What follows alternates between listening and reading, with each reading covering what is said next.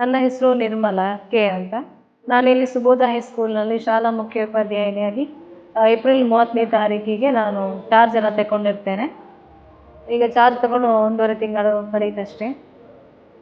ಮತ್ತು ಇಂದು ನಮ್ಮ ಶಾಲೆಯಲ್ಲಿ ಲ್ಯಾಂಡ್ರೇಟ್ಸ್ ಮತ್ತು ರಾಕೇಶ್ರೀ, ನಮ್ಮ ಶಾಲಾ ಹಿರಿಯ ವಿದ್ಯಾರ್ಥಿ ರಾಕೇಶ್ರೀ ಕಡಮಾಜೆ ಇವರಿಂದ ಈ ಕಂಪ್ಯೂಟರ್ ಲ್ಯಾಬ್ ನಮ್ಮ ವಿದ್ಯಾಸಂಸ್ಥೆಗೆ ಕೊಡುಗೆಯಾಗಿ ನೀಡಿರ್ತಾರೆ.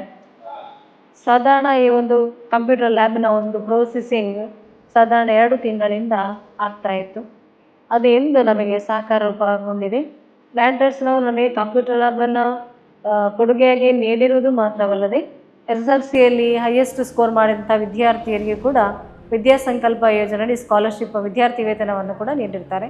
ಹಾಗೆ ಇನ್ನೊಂದು ರಾಷ್ಟ್ರ ಮಟ್ಟದಲ್ಲಿ ನಡೆಯುವಂಥ NMS ಪರೀಕ್ಷೆ, ಈ ಪರೀಕ್ಷೆಯಲ್ಲಿ ಕೂಡ ತೇರ್ಗಡೆ ಆದಂಥ ವಿದ್ಯಾರ್ಥಿಗಳಿಗೆ ಅವರು ಸ್ಕಾಲರ್ಶಿಪ್ಪನ್ನು ನೀಡಿ ಗೌರವಿಸಿರ್ತಾರೆ.